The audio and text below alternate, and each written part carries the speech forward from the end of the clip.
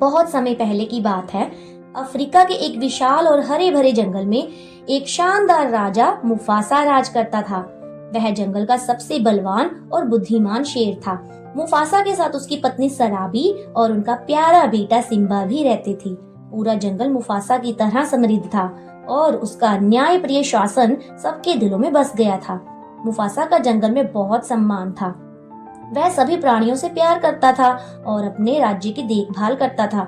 वह जानता था कि एक राजा का काम केवल शासन करना नहीं, बल्कि अपने राज्य की भलाई के लिए हमेशा सही निर्णय लेना भी है। अपने बेटे सिम्बा को वह यही सिखाना चाहता था। मुफासा चाहता था कि सिम्बा एक दिन अच्छा राजा बने और जैसे वह खुद है।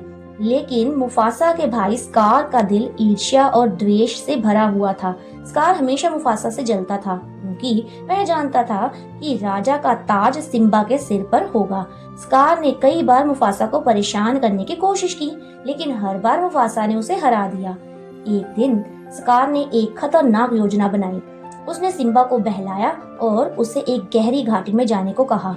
वहाँ स्कार ने अपने दुष्ट साथी हाइना से मदद ली और एक दुर्घटना का बचाव किया।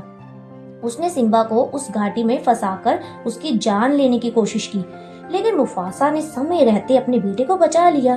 मुफासा जानता था कि उसे अपने बेटे को यह समझाना होगा कि जंगल में उसके जीवन की सुरक्षा और जिम्मेवारी दोनों का ध्यान रखना कितना महत्वपूर्ण है। वह सिम्बा को एक जगह पर ले गया जहाँ से पूरी जंगल की सुंदरता दिखाई देती थी। मुफासा ने सिम्बा से कहा, देखो बेटे, तुम्हारा राज्य केवल तुम्हारा नहीं है, यह सभी प्राणियों का घर है और तुम्हारी जिम्मेदारी है कि तुम इसका संरक्षण करो। सिम्बा ने अपने पिता की बातें सुनी और समझा कि जंगल का राजा बनने के लिए उसे बल, समझदारी और प्यार की जरूरत होगी। हालांकि स्कार अपनी नापाक योजनाओं से बाज नहीं आया। उसने एक दिन एक बड़ा षड्यंत्र रचते हुए सिम्बा के सामने मुफासा को धोखा दिया। एक बड़े तूफान में स्कार ने मुफासा को झोंका और उसे एक खतरनाक पहाड़ी से गिरने के लिए मजबूर कर दिया। मुफासा की मृत्यु ने सभी को स्तब्ध कर दिया। सिम्बा इस घटना को अपने जीवन का सबसे बड़ा दुख मानता था और उसने खुद को दोषी ठहराया। लेकिन सिम्बा का दिल कमजोर नहीं था। उसकी माँ सराबी और अन्य जंगली प्राणियों ने उसे समझाया कि वह केवल एक दुर्घटना का शिकार हुआ था। सिम्बा को यह महसूस हुआ कि अपने पिता की तरह जंगल का राजा बनने के लिए उसे आत्मविश्वास और साहस चाहिए था।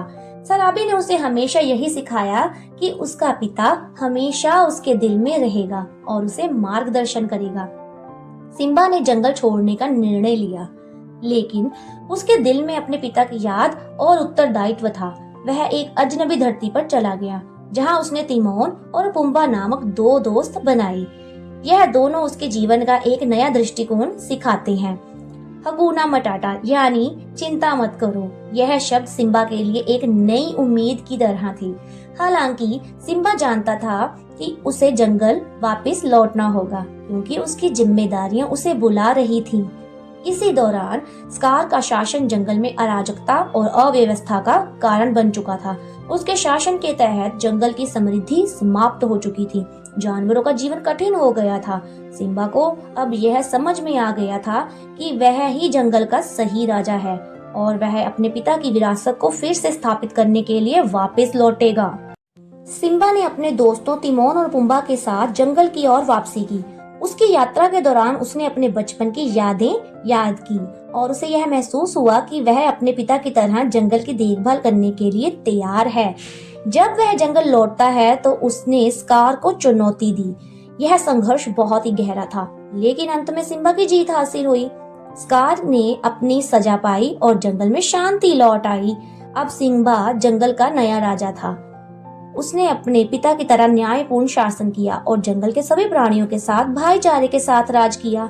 सिम्बा ने यह सिखाया कि राजा केवल ताकत से नहीं बल्कि समझदारी, प्यार और समर्पण से बनता है।